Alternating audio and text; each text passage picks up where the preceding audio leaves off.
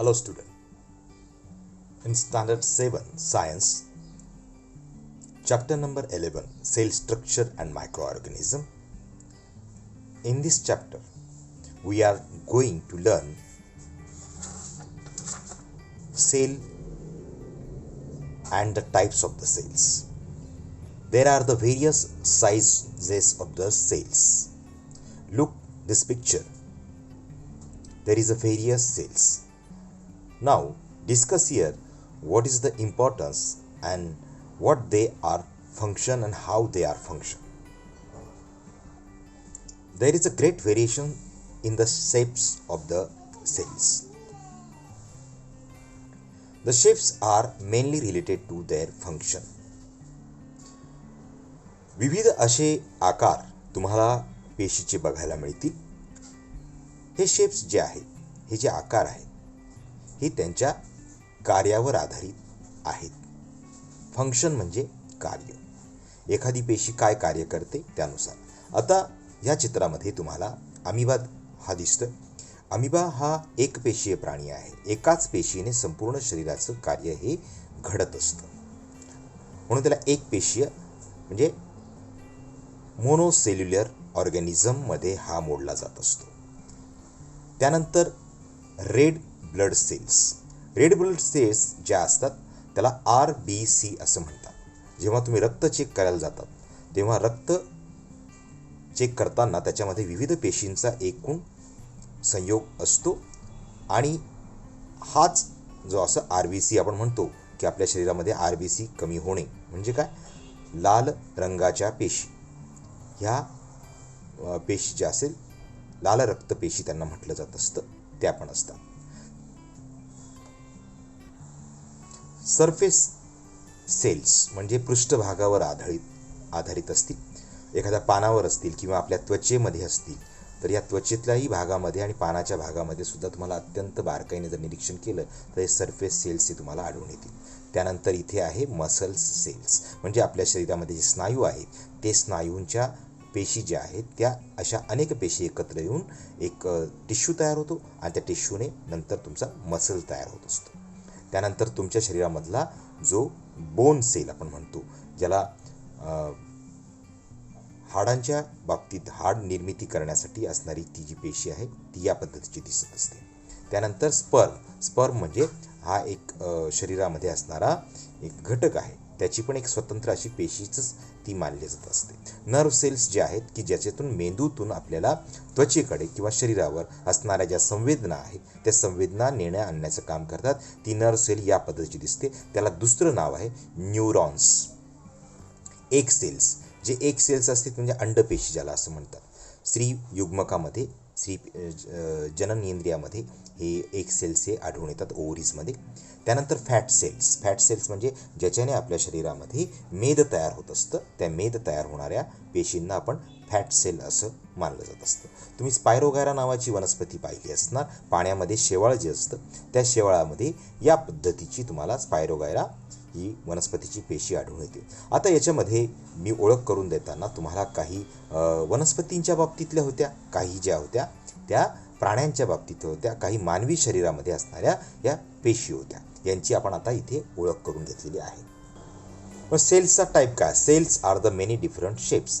Circular shapes, rod shapes, columnar म्हणजे स्तंभ आकाराची, स्पायरल ज्याला सर्पिलाकार आकार म्हणतो आपण, ओवल ज्याला लंबगोलाकार असं म्हणतात, रेक्टँग्युलर म्हणजे ज्याला आयताकृती असतात. बघा याच्यामध्ये रेक्टँग्युलर आहे, सर्क्युलर आहे, लंबगोलाकार आहेत. हे बघा लंबगोलाकार आपण म्हणतो. आणि कॉलमनार हे बघा उभ्या स्तंभाने ह्या बनलेल्या आहेत. तर आणि ह्या रॉड शेप, हे बघा रॉड शेप असणाऱ्या या स्पर्ममध्ये सुद्धा हे आपल्याला आढळून येणाऱ्या पेशी असतात.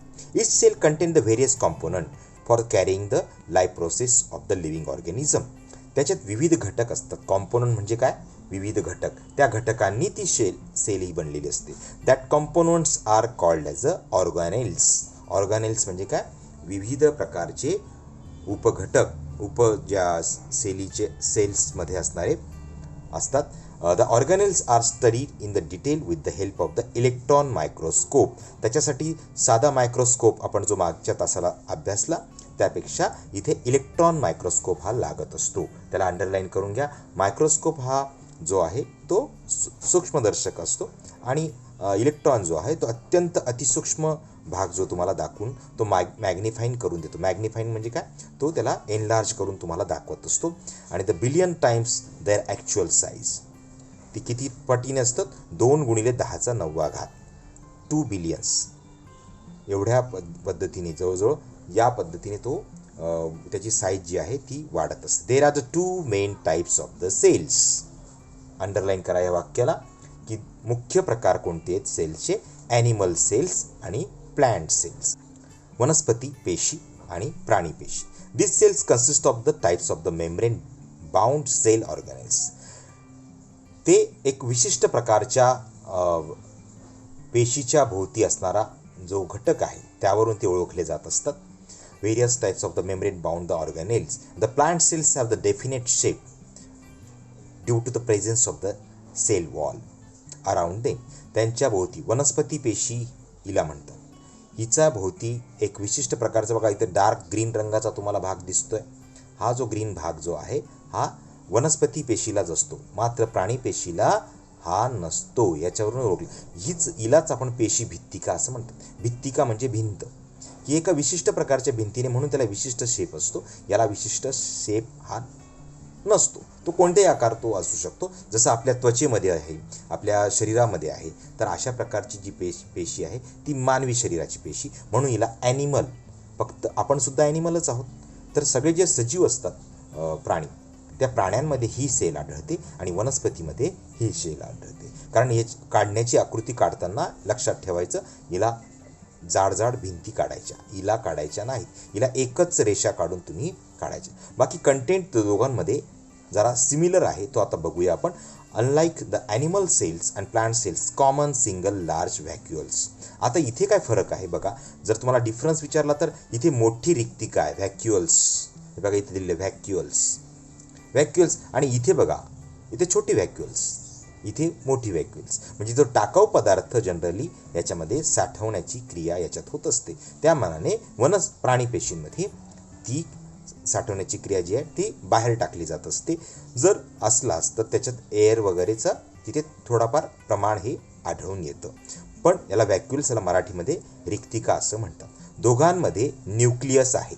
न्यूक्लियस म्हणजे जिथं मुख्य राज्यकारभार जसा चालतो तसं त्या एका मुख्यमंत्र्याकडून जसा चालत असतो तसा इथे सुद्धा या केंद्रकाकडून चालत असतो, म्हणून त्याला न्यूक्लियस असं शब्द वापरतात.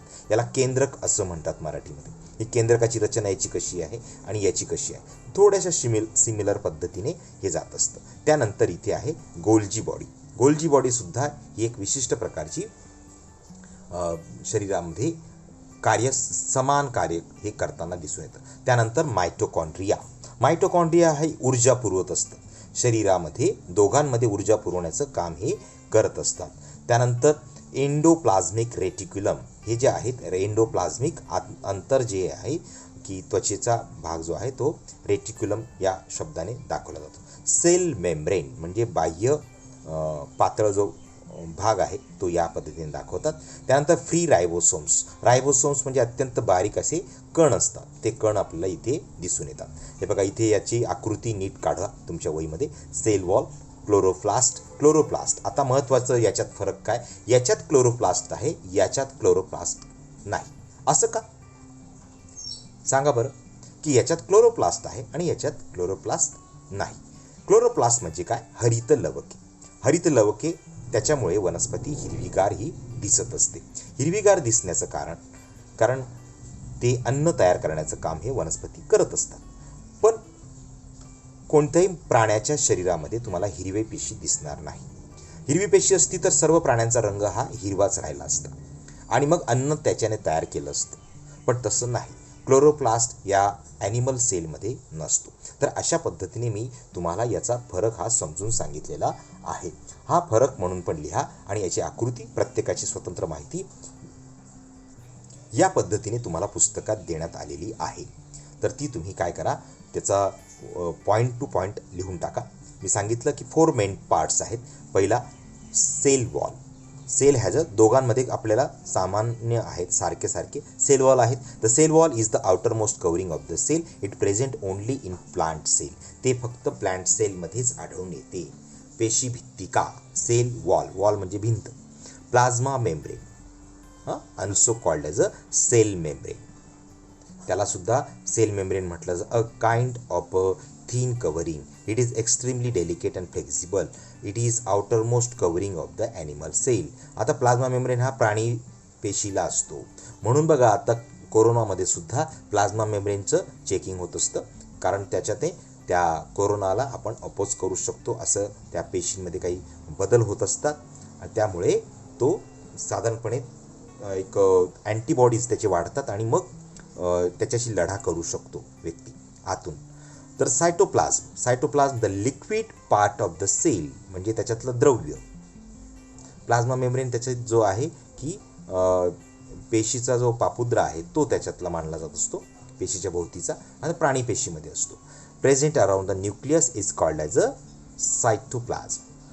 त्या केंद्रकाभोवती असणारा जो थर आहे, लिक्विड पार्ट, त्याला सायटोप्लाझ्म असं म्हणतात. It occupies the space between the plasma membrane and the nucleus. Cell organelles are scattered in cytoplasm. सगळे जे पेशीमधले जे ऑर्गॅनेल्स असतात, घटक, ते सगळे त्याच्या सायटोप्लाझ्ममध्ये विखुरलेल्या स्वरूपामध्ये असतं. Cell organelles these mainly includes the nucleus, endoplasmic reticulum, Golgi bodies, lysosomes, mitochondria, vacuoles, plastids etcetera. The plant cell contain the chloroplast. फक्त प्लांट सेलमध्येच तुम्हाला क्लोरोप्लास्ट हे आढळून येतील. हे 4 पार्ट तुम्ही तुमच्या वहीमध्ये लिहून काढा आणि अशा पद्धतीने आपण हे संपूर्ण याचा जो भाग आहे तो समजून पाहिला आहे.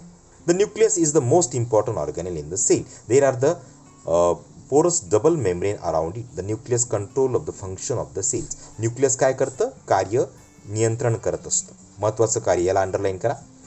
The endoplasmic reticulum is a sprawling net like organelle. ते जाळीदार पद्धतीने विणकाम असतं. It is function to make necessary change in protein produce by the ribosomes and send them to the Golgi bodies. Golgi बॉडीजला जे प्रोटीन पाठवायचं काम करत असतं ते कोण पाठवत असतं? तर हे एंडोप्लाझमिक रेटिक्युलम जे आपण म्हणतो ते त्यांना पाठवण्याचं काम करत असतं. Golgi bodies are made up of the several flat sacs. विशिष्ट पद्धतीच्या पिशव्यांनी ते तयार झालेलं असतं. Their function is the proper distribution of the protein. प्रथिनांची निर्मिती आणि करून ती त्यांना डिस्ट्रीब्यूट करणे हे काम ते गोल्जी बॉडीज हे करत असतं. Mitochondria and the plastids are the organelles with the double outer covering. त्यांना एक विशिष्ट प्रकारचं कव्हरिंग असतं. Mitochondria produce energy. अंडरलाईन करा याला पण, की ते ऊर्जा निर्मिती करत असतं. They are called as a power house of the cell. तुम्हाला शास्त्रीय कारण विचारलं जाऊ शकतं की प्राणी पेशी आणि वनस्पतींमध्ये पॉवर हाऊस कोणतं आहे? तर ते मायटोकॉन्ड्रिया, म्हणजे ऊर्जा पुरवण्याचं काम. ऊर्जा नसेल तर ती सेल चालणारच नाही, ती सेल बंद पडेल आणि पर्यायाने ती ऊती बंद पडेल. ऊती पडलं तर ऑर्गन बंद पडलं, ऑर्गन बंद पडलं तर आपल्याला कोणती हालचाल होणार नाही, डेथ होऊ शकते. The chloroplast in the plant cell carry out the function of the photosynthesis. महत्त्वाचं आहे की वनस्पतींमध्ये प्लांट सेल जे आहे त्याच्यात क्लोरोप्लास्ट असतं आणि ते फोटोसिंथेसिसची क्रिया करत असतं. Vacuole cells to throw out the waste product of the cell. महत्त्वाचं आहे, व्हॅक्युअलचं फंक्शन काय आहे? तर वेस्ट प्रॉडक्ट, टाकाऊ पदार्थ बाहेर टाकण्याचं काम करत असतं. Vacuoles in the animal cells are the small varies as there is only one large vacuoles in the plant cell. प्राणीपेशीमध्ये एकच असते. याच्यामध्ये जे आपण म्हणतो प्लांट सेल्समध्ये मोठ्या आकाराची असते. मग बघा तुम्ही जे झाडामधून डिंक बाहेर पडत असतो, गम, तो जो आहे तो टाकाऊ पदार्थ आहे. तो अशा पद्धतीने त्याच्यातली जागा शोधून तो बाहेर पडत असतो. तर अशा पद्धतीने आपण हा जो पॅराग्राफ आहे हा फंक्शन दाखवतो, त्याच्यातला ही त्याची माहिती दाखवतं की कोणते कोणते पार्ट्स आहेत आणि मग त्या ज्या आहेत त्या आकृत्या त्या बघून तुम्ही लिहू शकता. तर अशा पद्धतीने आपण याचा अभ्यास केलेला आहे.